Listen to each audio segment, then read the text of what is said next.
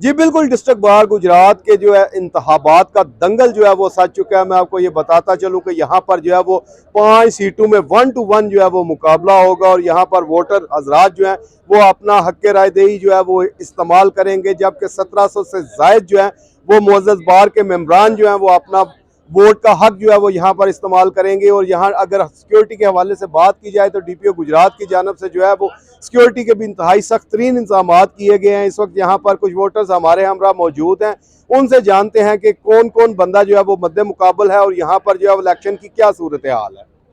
अस्सलाम वालेकुम जी। सर, यहाँ जो प्रेसिडेंट की सीट पे जी चौधरी ज़काउल्लाह सोई साहब और फ़याज़ वड़ैच साहब हैं। उसके बाद एक सेक्रेटरी की सीट है जी, उस पर मलिक उस्मान अफजल और चौधरी अब्दुर्रहमान साहब कंटेस्ट कर रहे हैं।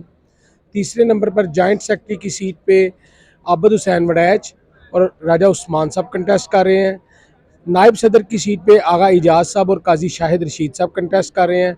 और फाइनेंस सेक्रेटरी पे जी पहली दफ़ा दोनों खवातीन कंटेस्ट कर रही हैं, मैडम मरियम गजनफर और मैडम मखदूम शहजादी। ये जी बिल्कुल, जैसा कि आपने सुना, उनका कहना यह था कि इस वक्त दोनों पैनल जो है वो मद्दे मुकाबल हैं और दोनों पैनल्स की जानब से जो है वो अपनी जीत को यकीनी समझा जा रहा है। लेकिन 4 बजे के बाद जब वोटिंग का अमल जो है वो उसको रोका जाएगा और जो है वो गिनती जारी होगी और उसके बाद जो है वो पता चलेगा कि ये बाहर का सेहरा जो है वो किसके सर सजता है। जी।